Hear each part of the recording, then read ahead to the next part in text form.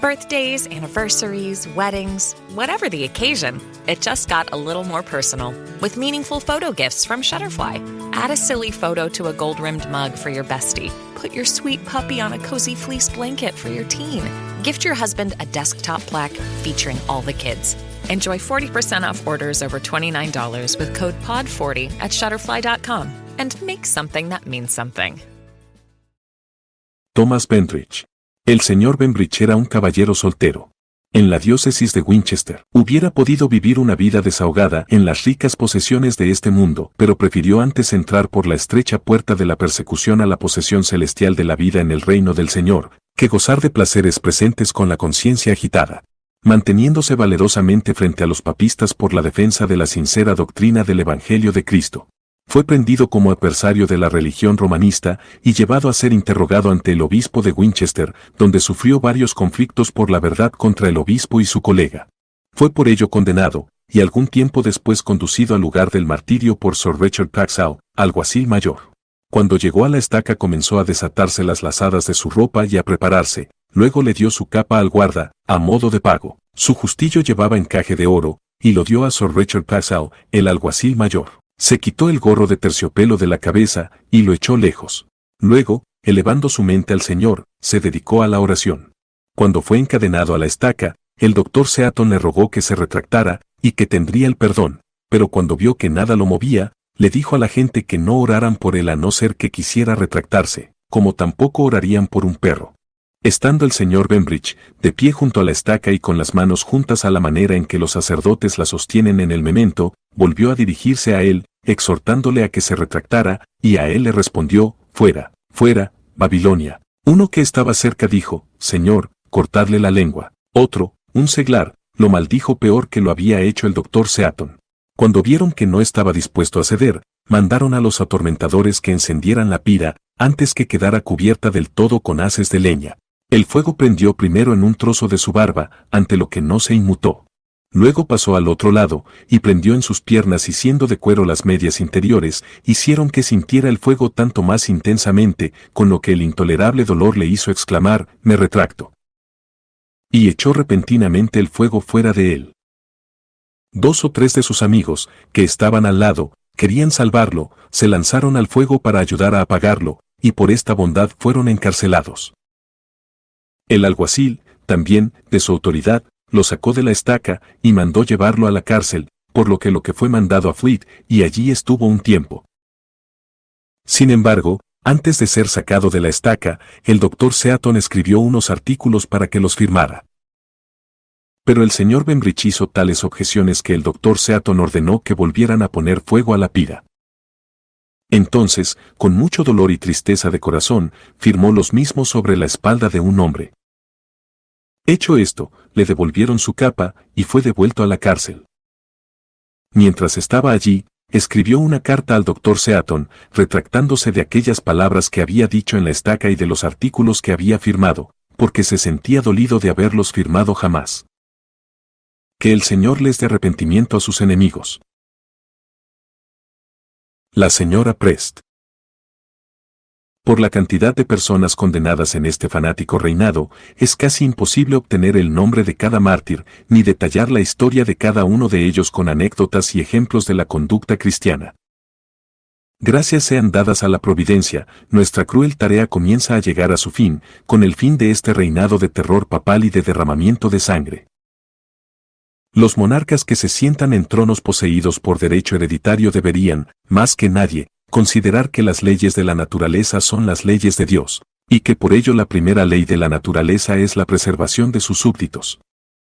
Las tácticas de persecución, de tortura y de muerte deberían dejarlas a aquellos que han alcanzado la soberanía por el fraude o la espada, pero, donde, excepto entre unos pocos locos emperadores de Roma y los pontífices romanos, ¿encontraremos a nadie cuya memoria esté tan maldita a una fama eterna como la de la Reina María?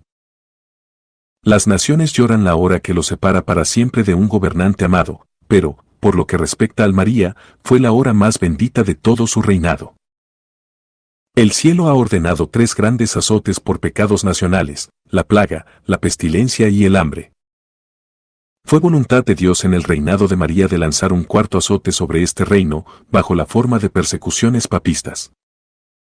Fue un tiempo angustioso, pero glorioso. El fuego que consumió a los mártires ha minado el papado, y los estados católicos, actualmente los más fanáticos y entenebrecidos, son los que se encuentran más bajos en la escala de la dignidad moral y de la relevancia política.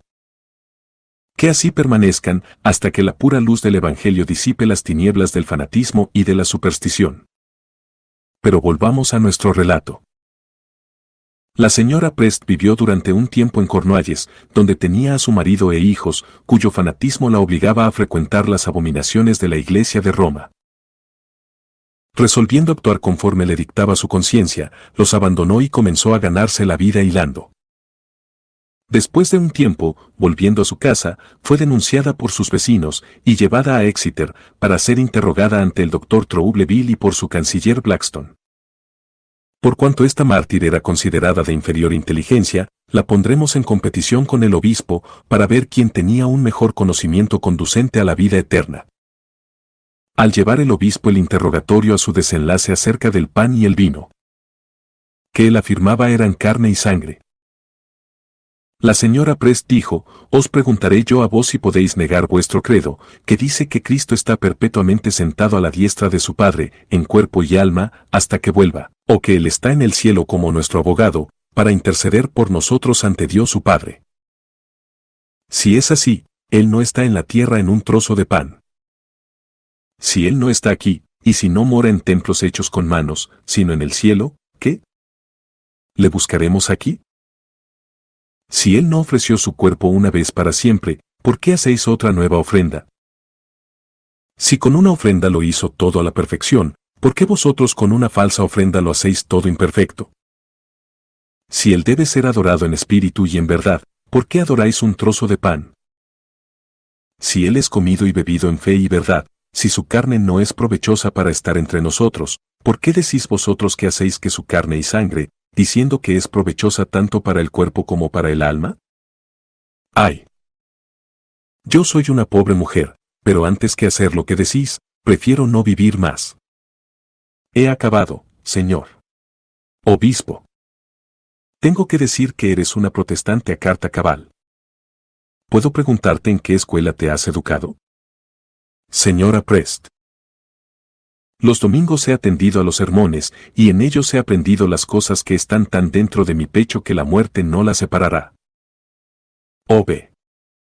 Ah, mujer insensata. ¿Quién malgastará el aliento contigo, o con las que son como tú? ¿Pero por qué te alejaste de tu marido? Si fueras una mujer honrada, no habrías dejado a tu marido y a tus hijos, para merodear así por el país como una fugitiva. Señora P. Señor, he trabajado para vivir, y mi Señor, Cristo, me aconseja que cuando me persigan en una ciudad, huya a la otra. ¿Quién te perseguía? Señora P. Mi marido y mis hijos. Porque cuando hubiera querido que abandonasen la idolatría y adoraran al Dios del cielo, no me quisieron escuchar, sino que él y sus hijos me reprendieron y me angustiaron. No huí para hacer de ramera, ni para robar, sino porque no quería tener parte con él y los suyos del abominable ídolo de la misa, y allá donde yo fuera, y tan frecuentemente como pude, en domingos y festividades, daba excusas por no ir a la iglesia papista. O.B. Pues buena mujer eras, huyendo de tu marido y de la iglesia. Señora P.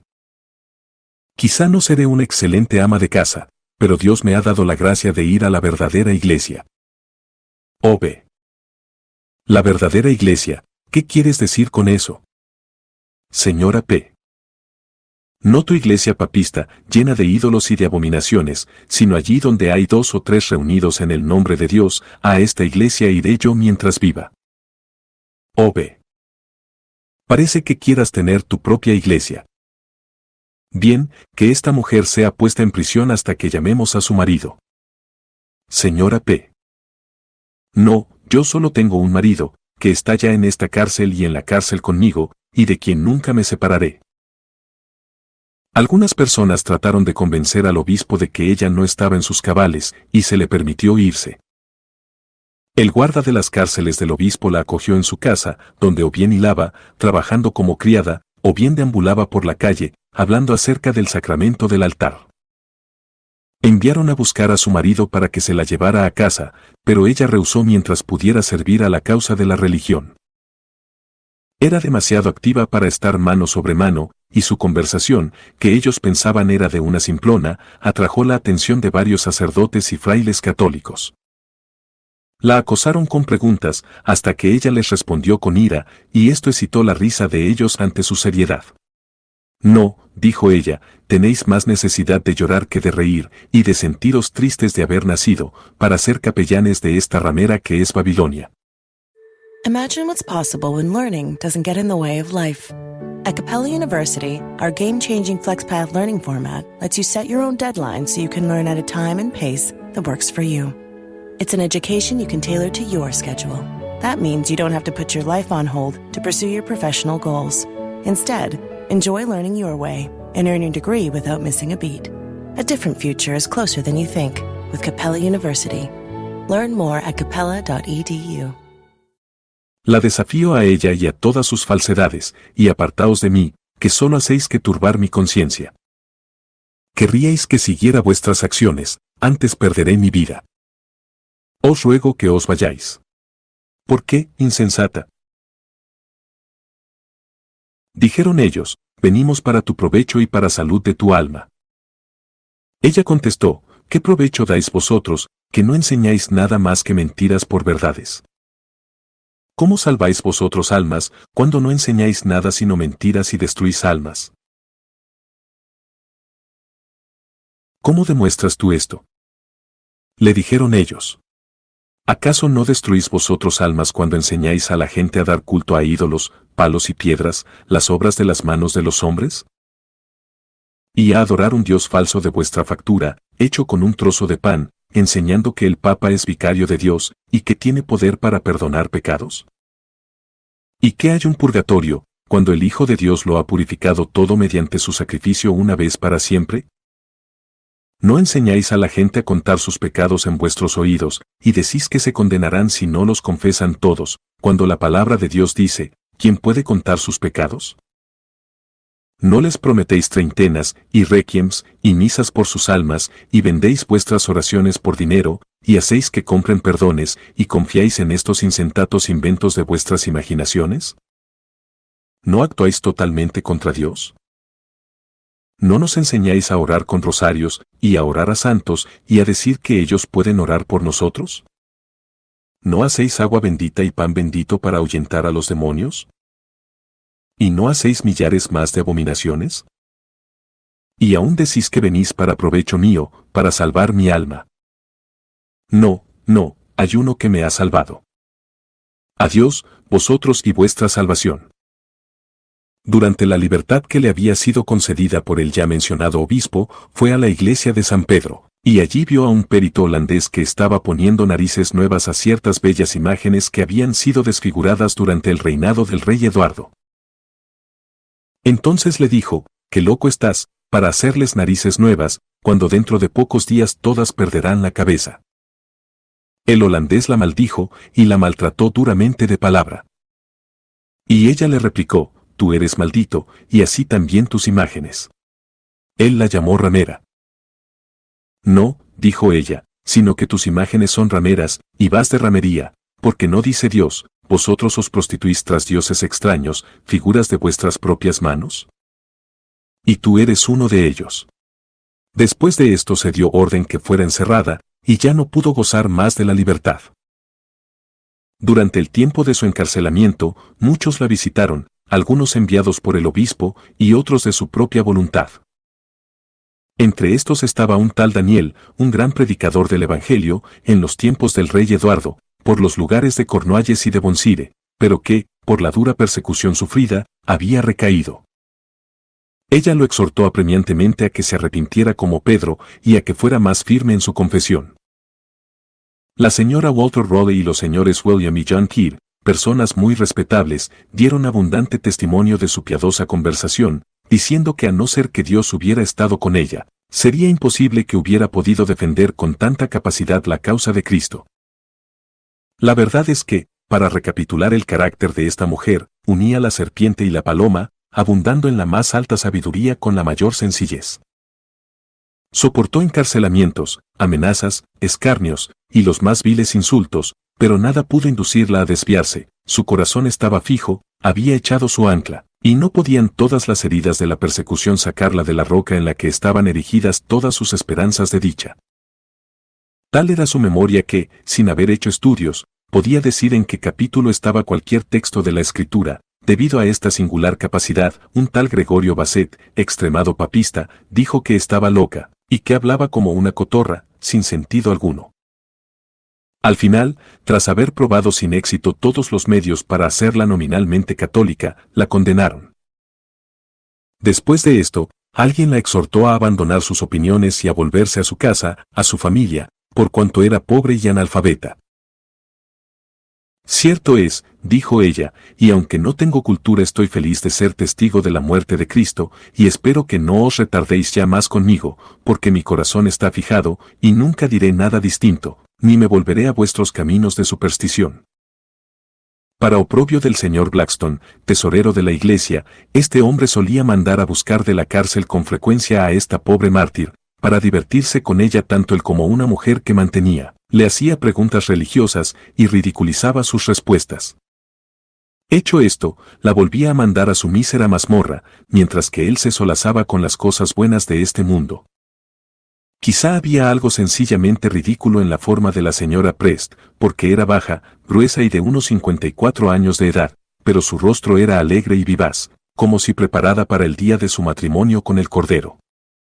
Burlarse de su forma era una acusación indirecta contra su creador, que le dio la forma que él consideró más idónea, y que le dio una mente muy trascendente a las dotes fugaces de la carne que perece.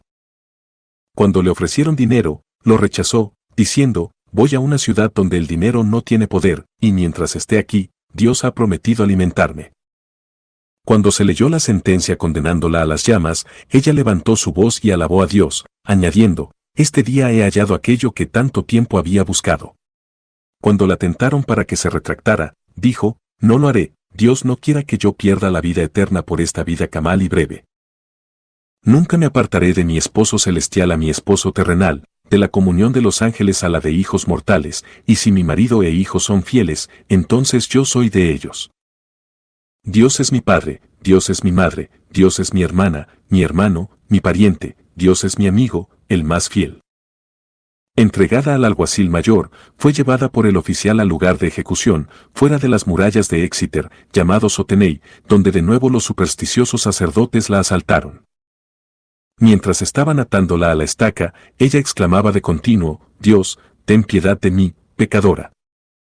Soportando pacientemente el fuego devorador, quedó reducida a cenizas, y así acabó una vida que no fue superada en cuanto a una inmutable fidelidad a la causa de Cristo por ningún mártir precedente.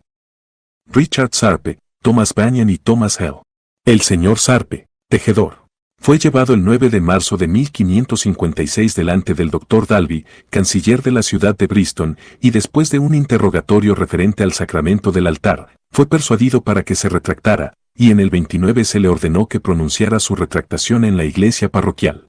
Pero apenas se había reconocido su recaída en público que comenzó a sentir en su conciencia tal tormento que no se sintió capaz de trabajar en su profesión. Por ello, poco tiempo después, un domingo, entró en la iglesia parroquial, llamada Temple, y después de la misa mayor se puso en la puerta del coro, y dijo en voz alta, vecinos, sed testigos de que este ídolo aquí, señalando al altar, es el más grande y abominable que jamás haya existido, y siento haber jamás negado a mi Señor y Dios. Poco después, negando delante del canciller que el sacramento del altar fuera el cuerpo y la sangre de Cristo, fue condenado por el señor Dalby a ser quemado. Y quemado fue el 7 de mayo de 1558, muriendo piadosa y pacientemente. A pesar de que los policías recibieron orden de detenerle, se le permitió salir de la iglesia, pero por la noche fue prendido y llevado a Negate. Poco después, negando delante del canciller que el sacramento del altar fuera el cuerpo y la sangre de Cristo, fue condenado por el señor Dalby a ser quemado. Y quemado fue el 7 de mayo de 1558, muriendo piadosa y pacientemente, firme en su confesión de los artículos de fe protestantes. Con él sufrió Thomas Hale, un zapatero de Bristol, que fue condenado por el Chancellor Dalby. Estos mártires fueron atados espalda a espalda. Thomas Bannion, tejedor, fue quemado el 27 de agosto de aquel mismo año, muriendo por la causa evangélica de su Salvador. J. Corneford, de Bortham, C. Browne, de Maidstone, J. Hurst, de Ashford, Alice Snuth y Catherine Knight, una anciana mujer. Es con placer que observamos que estos 5 mártires fueron los últimos en padecer en el reinado de María por la causa protestante. Pero la malicia de los papistas se manifestó en el apresuramiento del martirio de los mismos, que pudo haberse retardado hasta que se hubiera dado el desenlace de la enfermedad de la reina. Se informa que el arcediano de Canterbury, pensando que la repentina muerte de la reina suspendería la ejecución, viajó por la posta desde Londres, para tener la satisfacción de añadir otra página a la negra lista de los sacrificios papistas.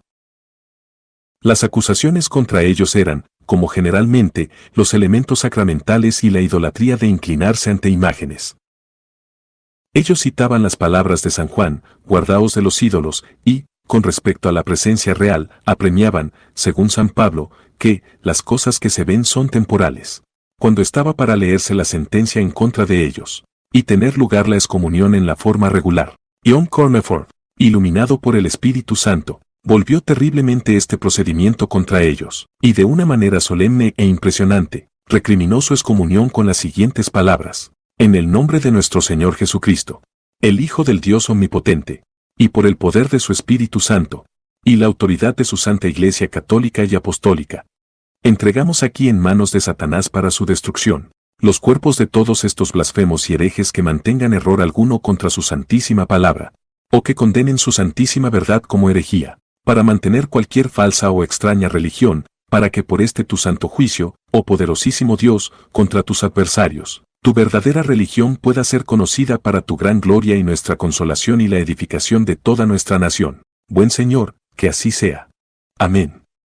Esta sentencia fue pronunciada en público y registrada, y, como si la providencia hubiera decretado que no fuera dada en vano, al cabo de 6 días murió la reina María, detestada por todos los buenos hombres, y maldecida por Dios. Aunque familiarizado con estas circunstancias, la implacabilidad del arcediano excedió a la de su gran ejemplo, Bonner, que, aunque tenía a varias personas en aquel tiempo en su poder, no apremió que fueran muertas con premura, dándoles con este retardo la oportunidad de escapar. Al morir la reina, muchos estaban encarcelados, otros estaban acabados de apresar, algunos, interrogados, y otros ya condenados.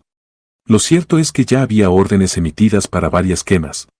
Pero por la muerte de los 3 instigadores de los asesinatos de protestantes, el canciller, el obispo y la reina, que murieron casi al mismo tiempo, las ovejas condenadas fueron liberadas, y vivieron muchos años para alabar al Señor por su feliz liberación. Estos 5 mártires, en la estaca, oraron fervorosamente que su sangre fuera la última derramada, y no fue vana su oración. Murieron gloriosamente, y consumaron el número que Dios había seleccionado para dar testimonio a la verdad en aquel terrible reinado, y sus nombres están escritos en el libro de la vida. Aunque fueron los últimos, no estuvieron entre los menores de los santos hechos aptos para la inmortalidad por medio de la sangre redentora del Cordero. Catharine Finlay, alias Knight, fue convertida por su hijo, que le expuso las Escrituras, lo que obró en ella una gran obra que se consumó con su martirio.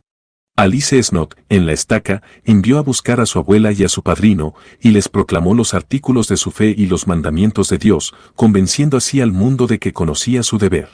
Murió clamando a los espectadores que fueran testigos de que era cristiana, y padeció gozosa por el testimonio del Evangelio de Cristo.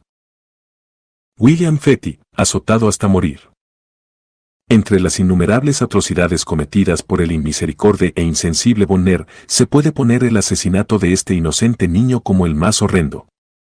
Su padre, John Fetty, de la parroquia de Clerkenwell, sastre de profesión, tenía solo 24 años, y había hecho una bienaventurada elección, se había fijado de manera segura en una esperanza eterna, y se confió a aquel que edifica de tal manera su iglesia que las puertas del infierno no prevalecerán contra ella. Pero, ¡ay! La misma esposa de su seno, cuyo corazón se había endurecido contra la verdad y cuya mente estaba influenciada por los maestros de la falsa doctrina, se volvió en su acusadora. Brockenbury, papista y párroco de aquella parroquia, recibió la información de esta traidora Dalila, y como resultado de ello el pobre hombre fue apresado. Pero entonces cayó el terrible juicio de un Dios siempre justo, que es muy limpio de ojos para ver el mal. Cayó sobre esta endurecida y pérfida mujer, porque tan pronto fue arrestado su traicionado marido por su malvada acción, que repentinamente cayó en un ataque de locura, exhibiendo un ejemplo terrible y despertador del poder de Dios para castigar a los malvados. Esta terrible circunstancia tuvo algún efecto sobre los corazones de los impíos cazadores que habían buscado anhelante su presa. En un momento de aplacamiento le permitieron quedarse con su indigna mujer, devolverle bien por mal y sostener a 2 hijos que, si él hubiera sido enviado a la cárcel, se habrían quedado sin protector, o habrían llegado a ser una carga para la parroquia. Como los malos hombres actúan por motivos mezquinos, podemos atribuir la indulgencia mostrada a esta última razón. Hemos visto en la primera parte de nuestra narración acerca de los mártires a algunas mujeres cuyo afecto para con sus maridos las llevó incluso a sacrificar sus propias vidas para preservar a sus maridos. Pero aquí, en conformidad con el lenguaje de las Escrituras, una madre resulta ser en verdad un monstruo de la naturaleza. Ni el afecto conyugal ni el materno podía ejercer efecto alguno en el corazón de esta indigna mujer. Aunque nuestro afligido cristiano había experimentado tal crueldad y falsedad de parte de aquella mujer que le estaba sujeta por todos los vínculos humanos y divinos. Sin embargo, con un espíritu manso y paciente le soportó sus malas acciones, tratando durante su calamidad aliviar su dolencia y calmándola con todas las posibles expresiones de ternura. Así, en pocas semanas quedó casi restaurada a su sano juicio. Pero, ¡ay! Volvió de nuevo a su pecado, como un perro vuelve a su vómito. La malignidad contra los santos del Altísimo estaba arraigada en su corazón demasiado fuertemente para poder ser eliminada, y al volver sus fuerzas, también con ellas volvió su inclinación a cometer maldad. Su corazón estaba endurecido por el príncipe de las tinieblas, y a ella se pueden aplicar estas palabras tan entristecedoras y desalentadoras: ¿mudará el etíope su piel y el leopardo sus manchas? Así también podréis vosotros hacer el bien, estando habituados a hacer el mal. Ponderando este texto de manera debida con otro: tendré misericordia del que tendré misericordia, como pretendremos desvirtuar la soberanía de Dios llamando a Jehová ante el tribunal de la razón humana, que, en cuestiones religiosas, está demasiado a menudo opuesta por la sabiduría infinita? Ancha es la puerta, y espacioso el camino que lleva a perdición, y muchos son los que entran por ella. Estrecha es la puerta, y angosto el camino que lleva a la vida, y pocos son los que la hallan. Los caminos del cielo son verdaderamente inescrutables, y es nuestro deber inexcusable caminar siempre en dependencia de Dios, mirándole en humilde confianza, esperando en su bondad, y confesando siempre su justicia, y allí donde no podamos comprender, allí aprendamos a confiar. Esta desgraciada mujer, siguiendo los horrendos dictados de un corazón endurecido y depravado, apenas si quedó confirmada en su recuperación, que, ahogando los dictados del honor, de la gratitud y de todo afecto natural, de nuevo volvió a denunciar a su marido, que fue una vez más apresado, y llevado ante Sir John Mordaunt, caballero y uno de los comisionados de la Reina María. Tras su interrogatorio, encontrándolo su juez firme en sus opiniones, que militaban contra las abrigadas por la superstición y sustentadas por la crueldad, lo sentenció a encierro y tortura en la Torre de los Lolardos. Allí lo pusieron en un doloroso cepo, y junto a él pusieron un plato de agua con una piedra dentro, solo Dios sabiendo con qué propósito, a no ser que fuera para mostrar que no debía esperar otro alimento, cosa bien creíble si consideramos sus prácticas semejantes contra otros antes mencionados en esta narración, como, entre otros, contra Richard Smith, que murió bajo su cruel encarcelamiento. Entre otros detalles de crueldad se da que cuando una mujer piadosa fue a pedirle al doctor Story permiso para enterrarlo, le preguntó a la mujer si había alguna paja o sangre en el cadáver de Smith, pero dejó a juicio de los sabios qué era lo que quería decir con esto. El primer día de la tercera semana de los sufrimientos de nuestro mártir, se le presentó algo ante su vista que le hizo ciertamente sentir sus tormentos con toda su intensidad y execrar, con una amargura justo deteniéndose para no maldecir, a la autora de su desgracia. Observar y castigar los procedimientos de sus atormentadores queda para el Altísimo, que ve la caída de un pajarillo, y en cuya santa palabra está escrito: mía es la venganza, yo daré el pago. Esto que vio fue su propio hijo, un niño a la tierna edad de 8 años. Durante 15 días su impotente padre había estado suspendido por su atormentador por el brazo derecho y la pierna izquierda, y a veces por ambos miembros, cambiándole la posición con el propósito de darle fuerzas para soportar y alargar sus sufrimientos. Cuando el inocente chiquillo, deseoso de ver a su padre y de hablar con él, le pidió ver a Bonner para pedirle permiso, al preguntarle el capellán del obispo cuál era el propósito de su visita, dijo que quería ver a su padre. ¿Quién es tu padre?, le preguntó el capellán. John Ferry, contestó el chiquillo, señalando al mismo tiempo el lugar en el que estaba encerrado. Pero tu padre es un hereje. Este pequeño, con gran valor, le contestó, con una energía suficiente para despertar admiración en cualquier pecho, excepto en el de este miserable insensible y carente de principios, y tan bien dispuesto a ejecutar los caprichos de una reina sin conciencia. Mi padre no es un hereje, tú tienes la marca de Balaam. Irritado por un reproche tan correctamente aplicado, el indignado y mortificado sacerdote ocultó su resentimiento por un momento, y se llevó al atrevido chico a la casa, donde, teniéndolo seguro, lo entregó a otros, que, tan bajos y crueles como él, lo desnudaron y le azotaron con sus látigos con tanta violencia que, desmayando él bajo los azotes infligidos a su tierno cuerpo y cubierto por la sangre que manaba de sus llagas, estaba a punto de expirar víctima de este duro e inmerecido castigo. En este estado, sangrando y desmayado, fue llevado delante de su padre este sufriente niño, cubierto solo con una larga camisa, por uno de los actores de la horrenda tragedia, el cual, mientras exhibía aquel espectáculo que partía el corazón, empleaba los más viles escarnios y se gozaba en lo que había hecho. El leal pequeño, como recuperando fuerzas ante la vista de su padre, le imploró de rodillas su bendición. «Ah, Will», le dijo el afligido padre, temblando de horror, «¿quién te ha hecho esto? A ti».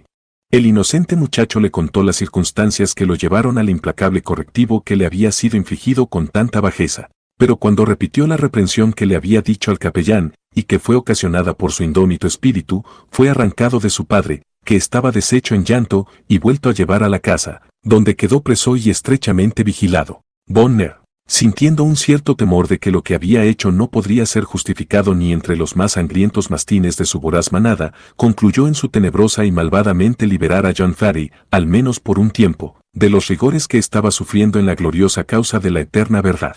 Sí, su brillante recompensa está fijada más allá de los límites del tiempo, dentro de los confines de la eternidad, allí donde la saeta del malvado no puede herir, allí, donde no habrá más dolores para los bienaventurados, que, en la mansión de gloria eterna, al Cordero para siempre glorificarán. Por ello, fue liberado por orden de Bonner, que desgracia para toda dignidad, decirle obispo, de sus dolorosas cadenas, y llevado de la torre de los Lollardos a la estancia de aquel impío e infame carnicero, donde encontró al obispo calentándose delante de un gran fuego. Al entrar en la estancia, Fetty dijo, «Dios sea aquí y paz». «Dios sea aquí y paz», dijo Bonner, «esto no es ni Dios os guarde, ni buenos días». «Si echáis coces contra esta paz», dijo Fetty, «no es este el lugar que busco». Un capellán del obispo, que estaba junto a él, le dio la vuelta al pobre hombre, y pensando escarnecerle, dijo, con tono burlón, que tenemos aquí un bufón. Estando así Fetty en la estancia del obispo, observó, colgando cerca de la cama del obispo, un par de grandes rosarios de cuentas negras, por lo que dijo, «Señor, creo que el verdugo no está muy lejos, porque la soga», dijo, señalando a los rosarios, «ya está aquí». Al oír estas palabras, el obispo se enfureció de manera inexpresable. De inmediato observó también, de pie en la estancia del obispo, un pequeño crucifijo. Le preguntó al obispo qué era, y le contestó que era Cristo. ¿Y fue maltratado tan cruelmente como aparece aquí?, le preguntó Fetty. Sí, así fue, le dijo el obispo. Y así de cruelmente vos trataréis a los que caigan en vuestras manos, porque vos sois para el pueblo de Dios como Caifás fue para Cristo. El obispo, montando en cólera, le dijo, «Tú eres un vil hereje, y te quemaré, o perderé todo lo que tengo, hasta mi casulla». «No, señor», le dijo Fetty, «más bien haríais en dársela a algún pobre, para que ore por vos». Bonner, a pesar de la ira que sentía, que fue tanto más intensificada por la calma y por las agudas observaciones de este sagaz cristiano, consideró más prudente despedir al padre, por causa del niño casi asesinado.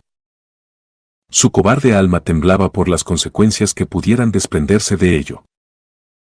El miedo es inseparable de las mentes mezquinas, y este sacerdote rollizo y cobarde experimentó los efectos de este medio hasta tal punto que le indujo a asumir la apariencia de aquello a lo que era totalmente ajeno, de misericordia. El padre, despedido por el tirano Bonner, fue a su casa con el corazón oprimido. Con su hijo moribundo, que no sobrevivió muchos días a los crueles tratos sufridos, cuan contraria a la voluntad del gran rey y profeta, que enseñó con mansedumbre a sus seguidores, Era la conducta de este maestro falso y sanguinario, de este vil apóstata de su diosa Satanás. Pero el diablo se había apoderado de su corazón y conducía cada acción de aquel pecador a quien había endurecido. Entregado a una terrible destrucción, corría la carrera de los malvados, marcando sus pasos con la sangre de los santos, como si anhelara alcanzar la meta de la muerte eterna. La liberación del Dr. Sands.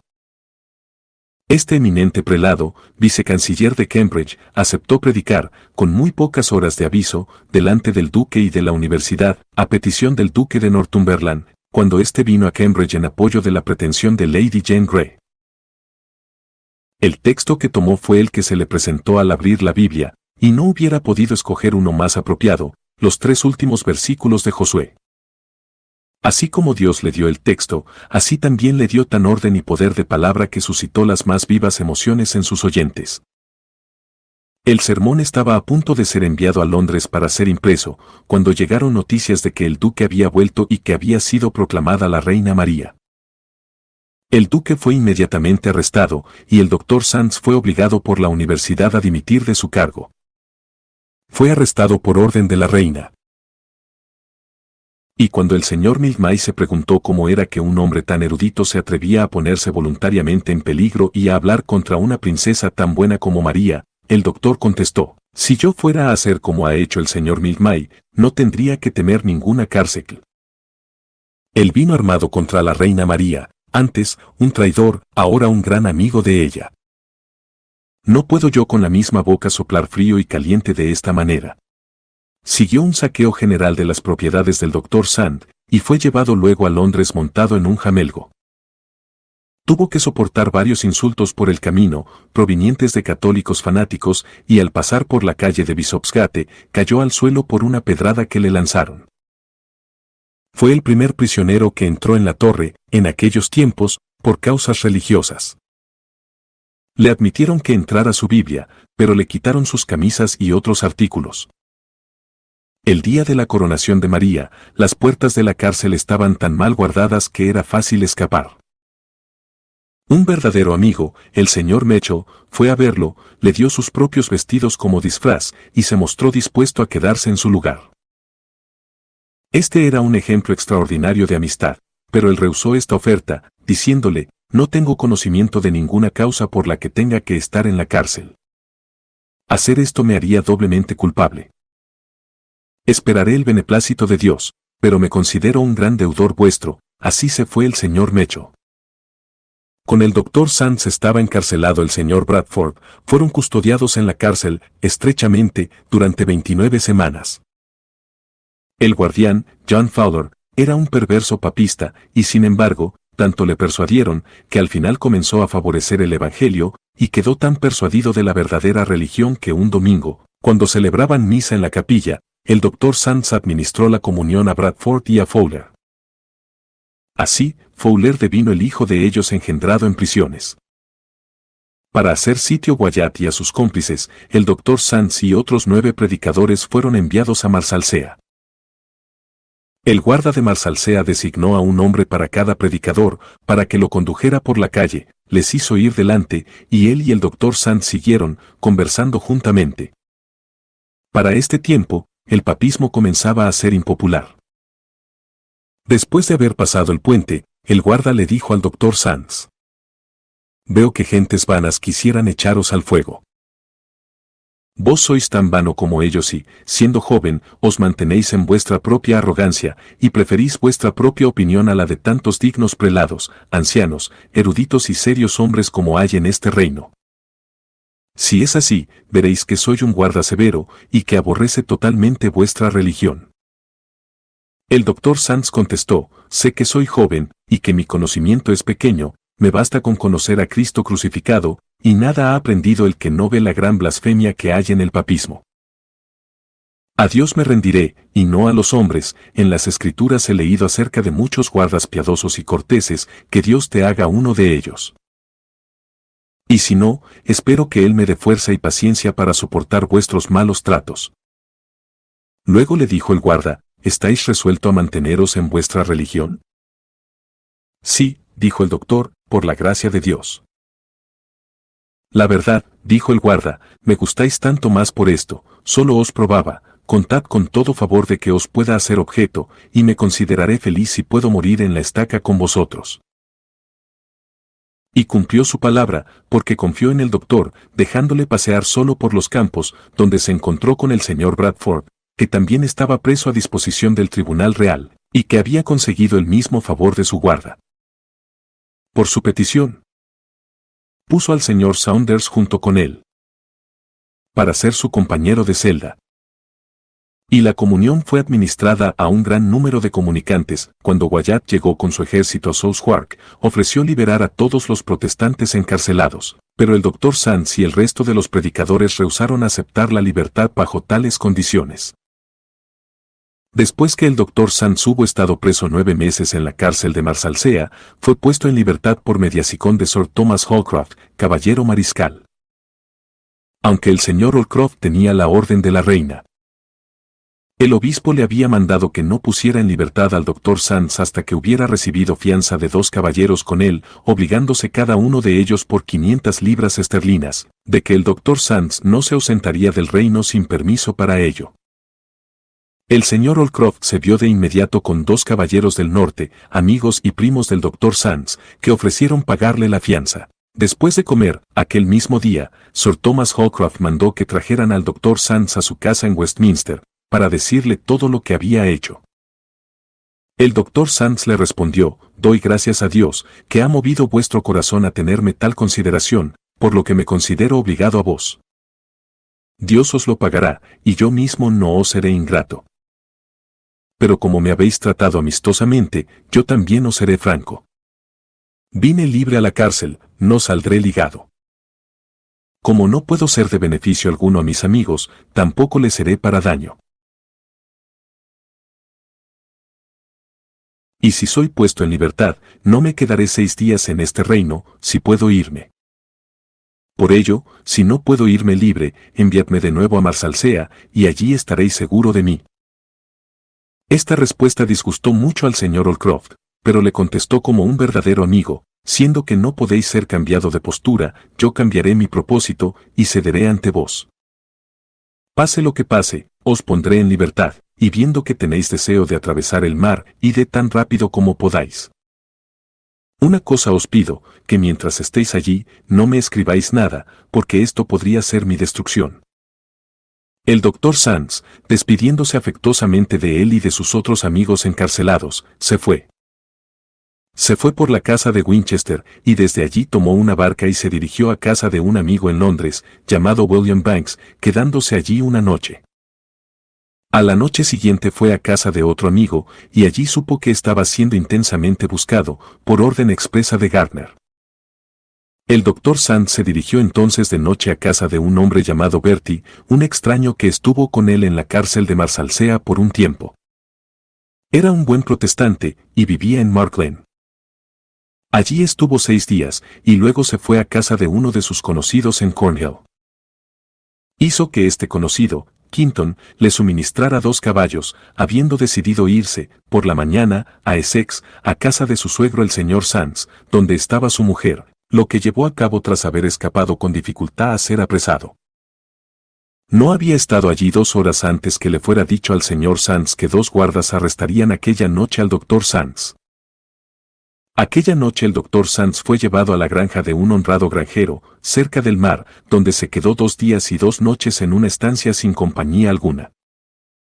Después de haber pasado a casa de un tal James Moore, patrón de barco que vivía en Melton Shore, donde esperó un viento favorable para ir a Flandes. Mientras estaba allí, James Moore le trajo 40 o 50 marineros, a los que les dio una exhortación, le tomaron tanto aprecio, que prometieron morir antes que permitir que fuera apresado. El 6 de mayo, domingo, el viento fue favorable. Al despedirse de su hospedadora, que había estado casada 8 años sin tener ningún niño, le dio un hermoso pañuelo y un viejo real de oro, y le dijo, consuélate, antes que haya pasado un año entero, Dios te dará un hijo, un niño.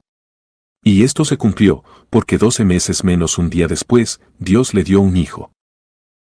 Apenas se había llegado a Amberes que supo que el rey Felipe había dado orden que fuera prendido.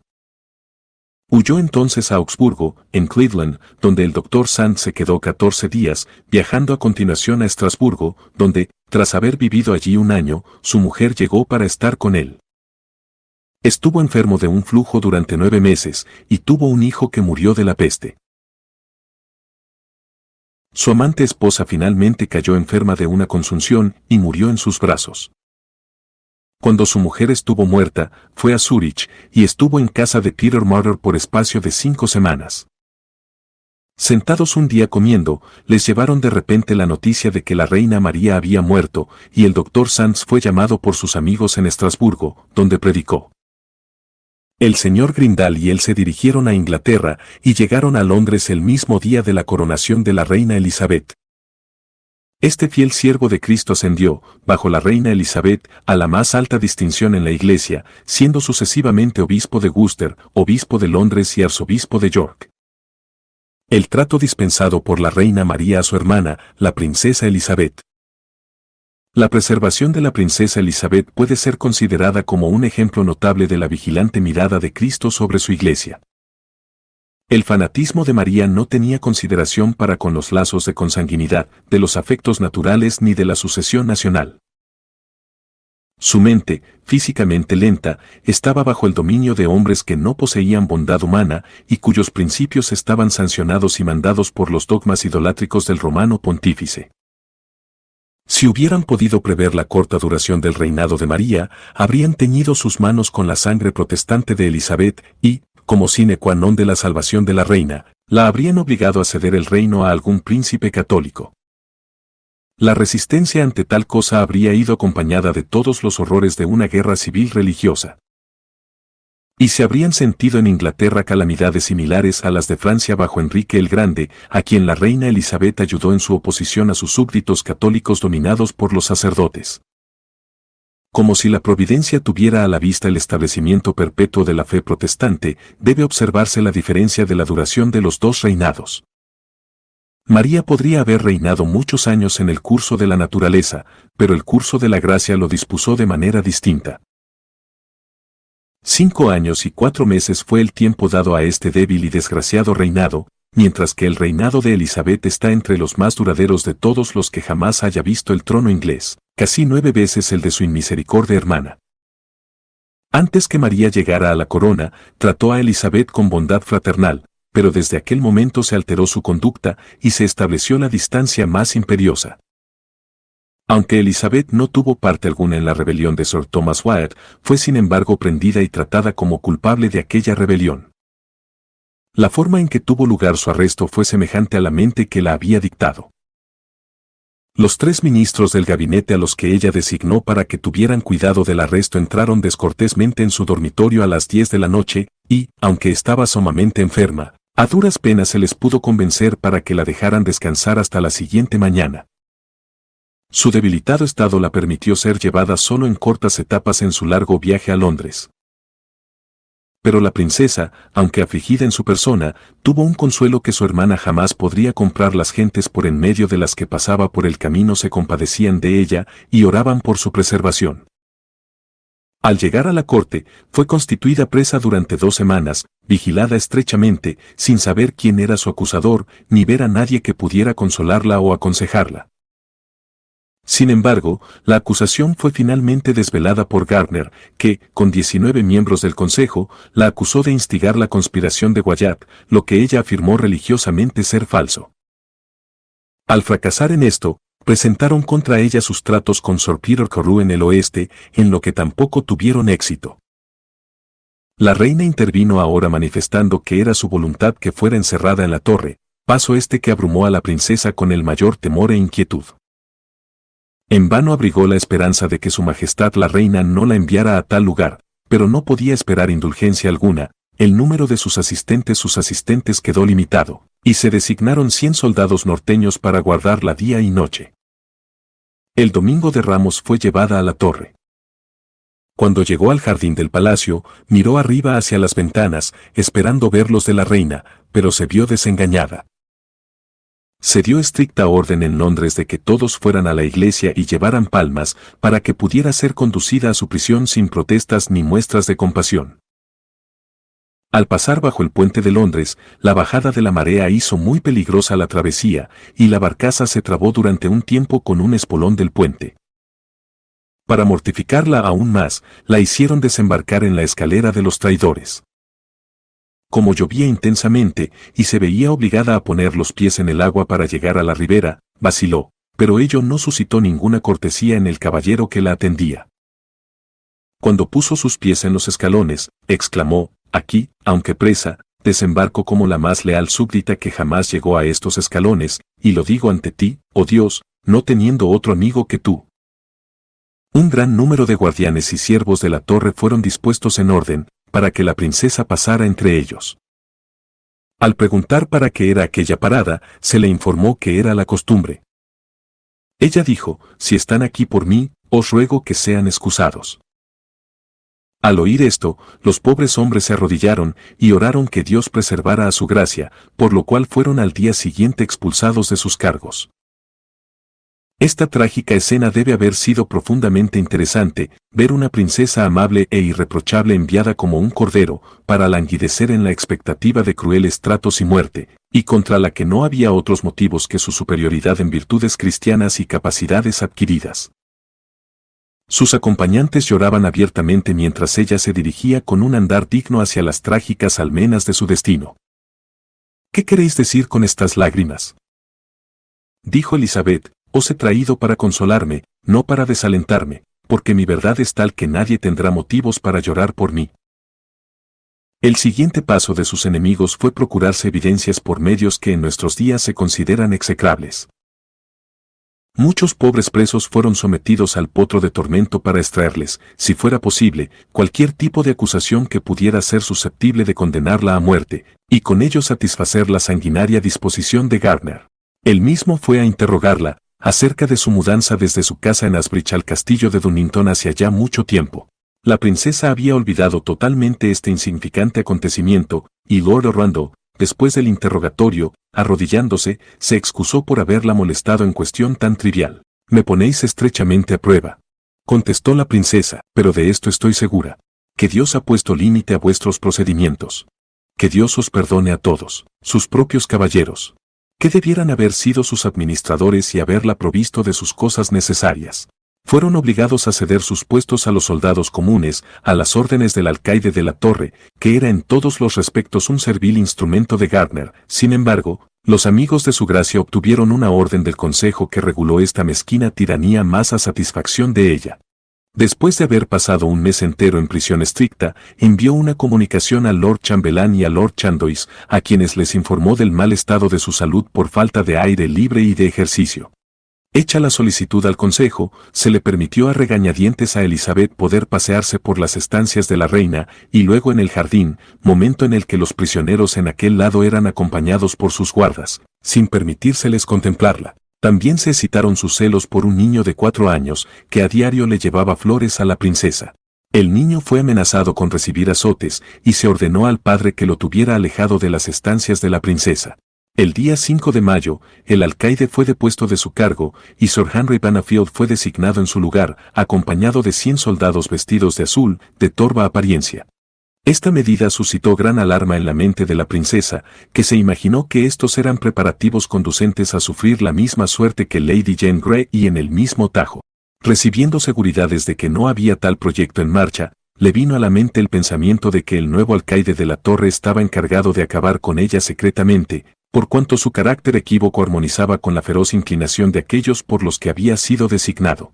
Luego se rumoreó que su gracia iba a ser llevada fuera de allí por el alcaide y sus soldados, lo que finalmente resultó cierto. Vino una orden del consejo para que fuera trasladada a la casa señorial Woodstock, lo que tuvo lugar el domingo de Trinidad, 13 de mayo, bajo la autoridad de Sir Henry Bannafield y de Lord Thame. La causa ostensible de su traslado fue dar lugar a otros presos. Richmond fue el primer lugar donde se detuvieron, y aquí durmió la princesa, aunque no sin mucho temor al principio, porque sus propios criados fueron sustituidos por los soldados, que fueron puestos como guardas a la puerta de su estancia. Por las quejas presentadas, Lord Thame anuló este indecoroso abuso de autoridad y le concedió perfecta seguridad mientras estuvo bajo su custodia. Al pasar por Windsor vio a varios de sus pobres y abatidos siervos que esperaban verla. Ve a ellos, le dijo a uno de sus asistentes, y diles de mi parte estas palabras, tanquim ovis, esto es, como oveja al matadero. A la mañana siguiente, su gracia se alojó en casa de un hombre llamado Mr. Dormer, y encaminándose a ella, la gente le hizo tales muestras de leal afecto que Sir Henry se sintió indignado, y los trató abiertamente de rebeldes y traidores. En algunos pueblos lanzaban las campanas al vuelo, imaginando que la llegada de la princesa entre ellos era por causas muy distintas. Pero esta inocente demostración de alegría fue suficiente para que el perseguidor Benifield ordenara a sus soldados que apresaran a estas gentes humildes y las pusieran en el cepo. Al día siguiente, su gracia llegó a casa de Lord Thame, donde se quedó toda la noche y fue muy noblemente agasajada. Esto excitó la indignación de Sir Henry y le llevó a advertir a Lord Thame que considerara bien su manera de actuar, pero la humanidad de Lord Thame no era de las que se dejaban atemorizar y le dio una réplica adecuada. En otra ocasión, este oficial pródigo, para mostrar su mala catadura y su menosprecio de la cortesía, fue a una estancia que había sido preparada para su gracia con una silla, 2 cojines y una alfombra, sentándose allí presuntuosamente y llamando a uno de sus hombres para que le quitara las botas. Tan pronto como lo supieron las damas y los caballeros de la princesa, lo ridiculizaron escarneciéndole. Cuando terminó la cena, él llamó al señor de la casa y ordenó que todos los caballeros y las damas se fueran a sus casas, asombrándose mucho de que permitiera una tan gran compañía, considerando el grave encargo que le había sido encomendado. Sir Henry, dijo su señoría, daos por satisfecho, evitaremos tanta compañía, incluyendo la de vuestros hombres. No, dijo Sir Henry, sino que mis soldados vigilarán toda la noche. Lord Thame replicó, no hay necesidad. Bueno, dijo el otro, haya necesidad o no, lo harán. Al siguiente día, su gracia emprendió viaje desde allí a Woodstock, donde fue encerrada, como antes en la Torre de Londres, guardándola los soldados dentro y fuera de las murallas, cada día, en número de 60, y durante las noches hubo 40 durante todo el tiempo de su encarcelamiento. Al final se le permitió pasear por los jardines, pero bajo las más severas restricciones, guardando las llaves el mismo Sir Henry, guardándolas siempre bajo muchas cerraduras y cerrojos, lo que la indujo a llamarlo su carcelero, a lo que se sintió el ofendido, y le rogó que usara la palabra oficial. Después de muchos ruegos al consejo, obtuvo permiso para escribir a la reina, pero el carcelero que le trajo pluma, tinta y papel se quedó junto a ella mientras escribía, y, al irse, se volvió a llevar estos artículos hasta que volvieran a ser necesarios.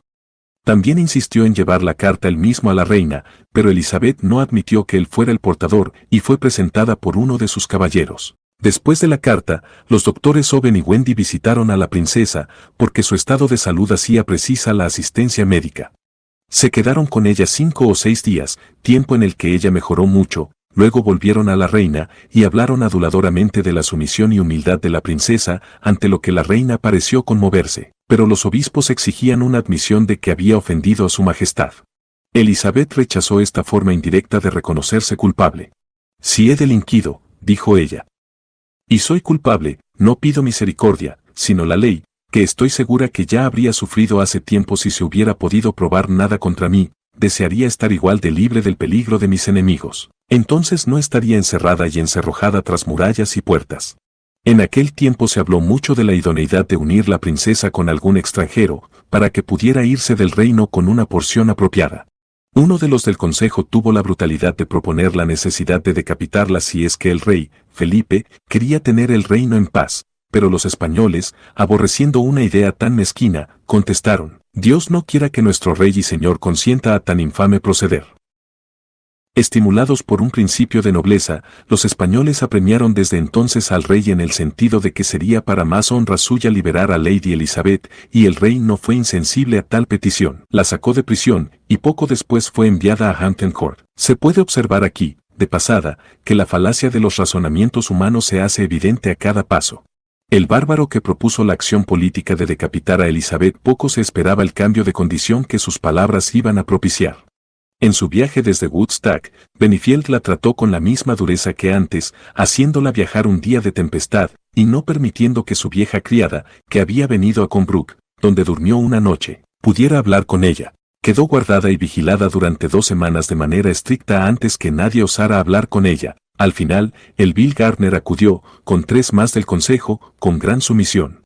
Elizabeth lo saludó con la observación de que había estado mantenida durante mucho tiempo en prisión incomunicada, y le rogó que intercediera delante del rey y de la reina para que la libraran de este encierro. La visita de Gardner tenía el propósito de obtener de la princesa una confesión de culpabilidad, pero ella se guardó contra sus sutilezas, añadiendo que antes de admitir haber hecho nada malo se quedaría en prisión el resto de su vida. Al día siguiente, Gardner volvió a verla, y arrodillándose, declaró que la reina se sentía atónita de que persistiera en afirmar que era sin culpa, de lo que se inferiría que la reina había encarcelado injustamente a su gracia. Gardner le informó además de que la reina había declarado que debería hablar de manera diferente antes de poder ser dejada en libertad.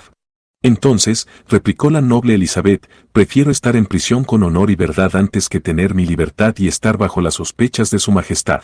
Y me mantendré en lo que he dicho, no voy a mentir. Entonces, el obispo y sus amigos partieron, dejándola encerrada como antes. 7 días después la reina envió a buscar a Elizabeth a las 10 de la noche. 2 años habían pasado desde que se habían visto por última vez. Esto creó terror en la mente de la princesa, que, al salir, pidió a sus caballeros y damas que oraran por ella, porque no era seguro que fuera a volver a ellos.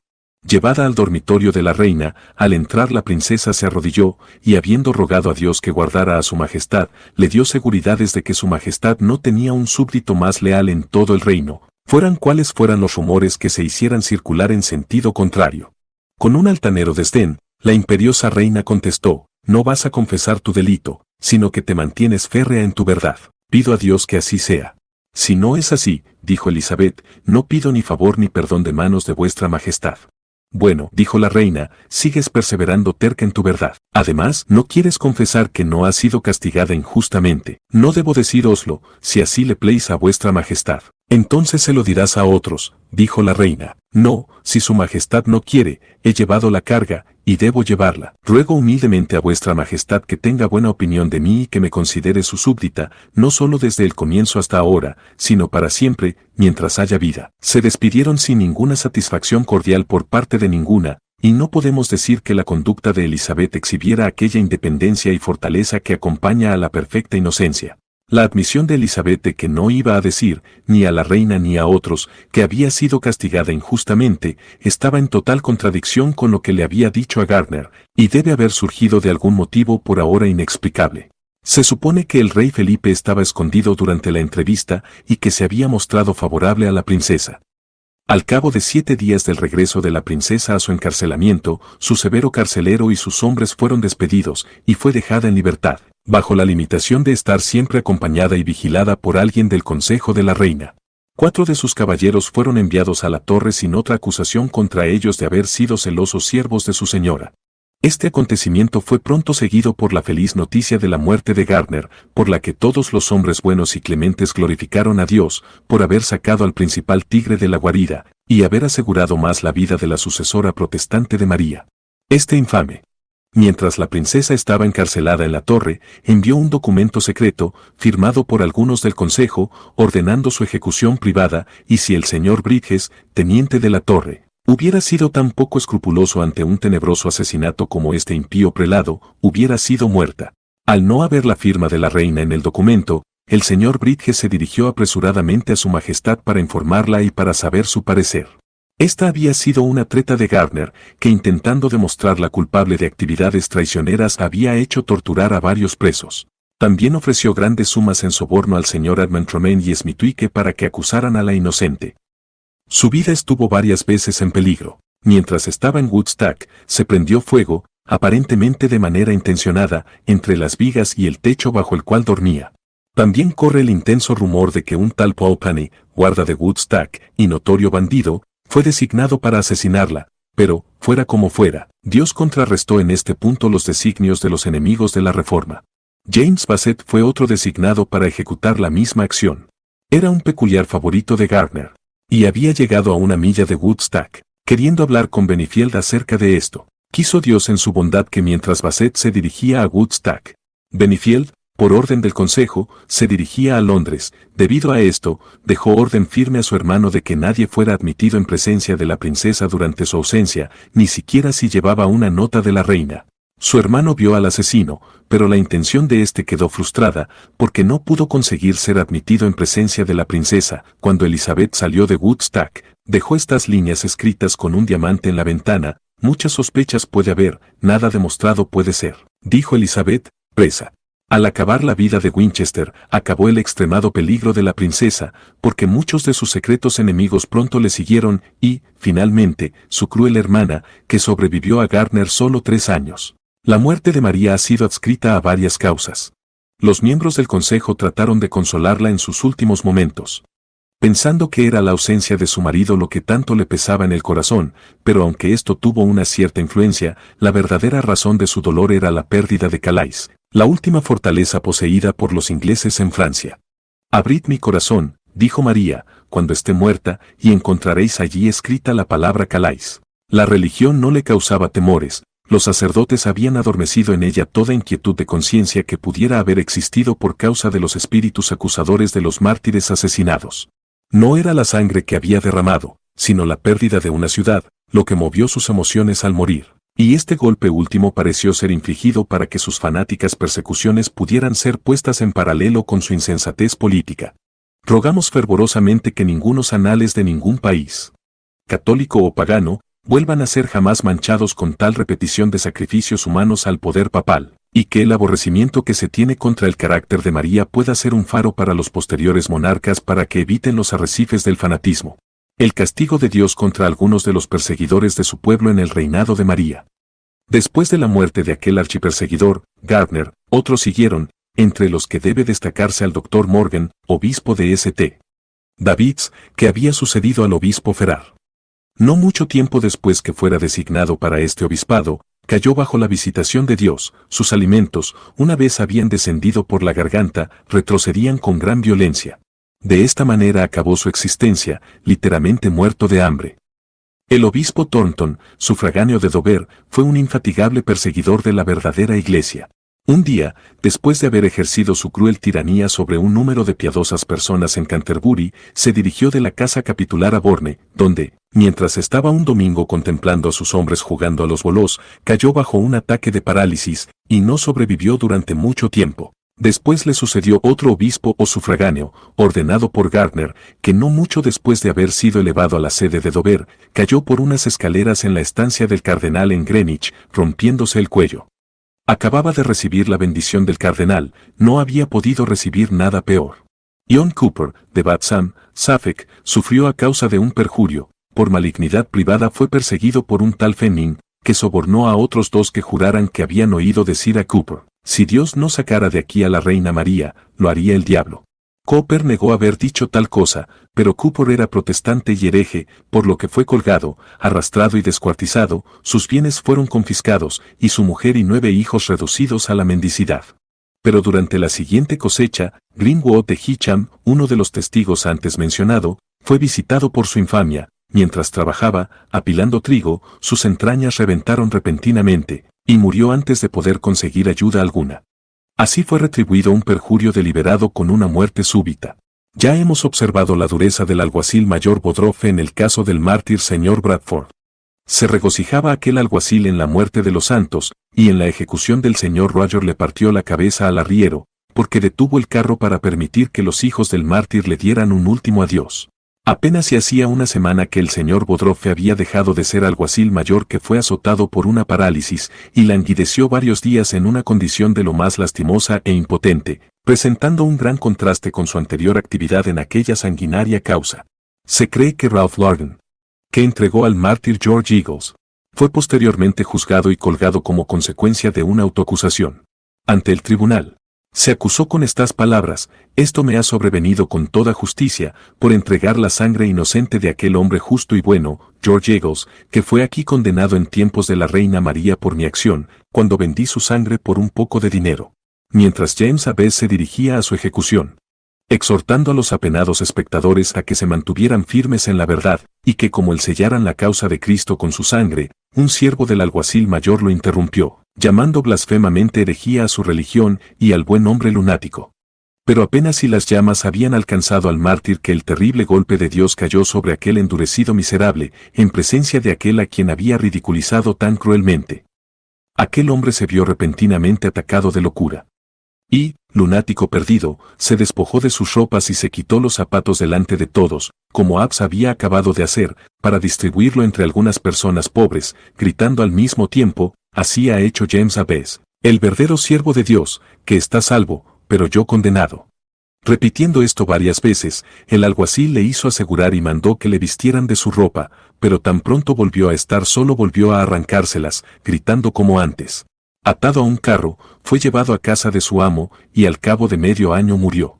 Justo antes de ello, vino a asistirle un sacerdote con un crucifijo, etc., pero el desgraciado hombre le dijo que se fuera con sus engaños, y que él y otros sacerdotes eran la causa de su condenación, pero que Abbs estaba salvado. Un tal Clark, enemigo jurado de los protestantes en el reinado del rey Eduardo, se colgó en la Torre de Londres. Froling, sacerdote de mucha celebridad, cayó en la calle y murió en el acto. Dale, un infatigable informador, murió comido por gusanos, constituyendo un horrendo espectáculo. Alexander, el severo guarda de Negate, murió miserablemente, hinchándose hasta un tamaño prodigioso, y se pudrió de tal manera por dentro que nadie se le quería acercar. Este cruel ministro de la ley solía acudir a Bonner, a Story y a otros pidiéndoles que vaciaran su prisión, se sentía demasiado acosado por los herejes. El hijo de este guarda, 3 años después de la muerte de su padre, disipó sus grandes propiedades y murió repentinamente en el mercado de Negate. Los pecados del padre, dice el Decálogo, serán visitados sobre los hijos. Ion Peter, yerno de Alexander, un horroroso blasfemador y perseguidor, murió miserablemente. Cuando afirmaba cualquier cosa, decía, si no es cierto, que me pudra antes de morir. Y esta terrible condición le visitó en todo su horror. Sir Ralph Alorcott había estado anhelantemente deseoso de que a Adam Dunlap, ejecutado tan injustamente, le fuera arrancado el corazón. Poco después, Sir Ralph fue muerto por los franceses, que lo mutilaron cruelmente, le cortaron los miembros y le arrancaron el corazón. Cuando Gardner supo del mísero fin del juez Hales, llamó a la profesión del Evangelio una doctrina de desesperación. Pero olvidó que la desesperación del juez surgió después de haber asentido al papismo. Con más razón se puede decir esto de los principios católicos si consideramos el mísero fin del Dr. Pendleton, de Gardner y de la mayoría de los perseguidores principales. Un obispo le recordó a Gardner, cuando éste estaba en su lecho de muerte, a Pedro negando a su maestro. Dijo Gardner, he negado como Pedro, pero nunca me he arrepentido como Pedro. Tras la accesión de Elizabeth, la mayoría de los prelados católicos fueron encarcelados en la Torre o en Fleet. Bonner fue encerrado en Marsalsea. De los blasfemadores de la palabra de Dios, detallaremos, entre muchos otros, el siguiente suceso. Un tal William Malden, que vivía en Greenwich como criado, estaba un anochecer instruyéndose provechosamente leyendo un libro de lectura elemental. Otro criado, llamado John Powell, estaba sentado cerca, y ridiculizaba todo lo que decía Maldon, que le advirtió que no hiciera escarnios con la palabra de Dios. Pero Powell prosiguió, hasta que Maldon llegó a ciertas oraciones inglesas y leyó en voz alta, Señor, ten piedad de nosotros, Cristo ten piedad de nosotros, etc. De repente, el escarnecedor se sobresaltó y exclamó, Señor, ten misericordia de nosotros. Se sintió sobrecogido del más atroz terror en su mente, dijo que el espíritu malo no podía permitir que Cristo tuviera misericordia alguna de él y se hundió en la locura. Fue enviado a Bedlam, y se convirtió en un terrible ejemplo de que Dios no siempre será ultrajado impunemente. Henry Smith, estudiante de leyes, tenía un piadoso padre protestante, de Camden, en Gloucestershire, y fue piadosamente educado por él. Mientras estudiaba leyes en el Temple, fue inducido a profesar el catolicismo, y dirigiéndose a Lovaina, en Francia, volvió cargado de perdones, crucifijos y otros juguetes papistas. No satisfecho con esto, empezó a injuriar públicamente la religión evangélica en la que había sido criado. Pero una noche la conciencia lo reprendió con tal violencia que en un arrebato de desesperación se colgó con sus propias ligas. Fue sepultado en un camino, sin que fuera leído el servicio cristiano.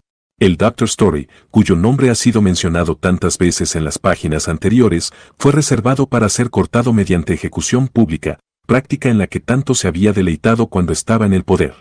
Se supone que intervino en la mayoría de las acciones de los tiempos de María, y que desplegó su ingenio inventando nuevas formas de infligir torturas. Cuando Elizabeth accedió al trono, fue encarcelado, pero inexplicablemente huyó al continente, para llevar el fuego y la espada allí contra los hermanos protestantes. Gao Duque de Alba recibió en Amberes una especial comisión para registrar todos los barcos en busca de contrabando, especialmente de libros heréticos ingleses. El doctor Story se gloriaba en un encargo que fue ordenado por la providencia para obrar su ruina y para preservar a los fieles de su sanguinaria crueldad. Se decidió que un mercader llamado Porcro navegara a Amberes, y que se le diera información al doctor Story de que tenía una cantidad de libros heréticos a bordo. Apenas oyó esto, este se apresuró a ir al barco, buscó por todas partes en cubierta y luego bajó a la bodega y le cerraron las escotillas. Una oportuna galerna llevó la nave a Inglaterra, y este traidor y perseguidor rebelde fue enviado a prisión, donde estuvo un tiempo considerable, negándose obstinadamente a renunciar a su espíritu anticristiano y a admitir la supremacía de la reina Elizabeth. Aducía que era súbdito jurado del rey de España, a cuyo servicio estaba el famoso Duque de Alba, aunque de nacimiento y por educación era inglés. Condenado, el doctor fue puesto sobre un remolque de emparrillado y arrastrado desde la torre a Tyburn, donde después de haber estado colgado durante media hora, fue cortado, despedazado, y el verdugo exhibió el corazón de un traidor. Así terminó la existencia de este Nimrod de Inglaterra.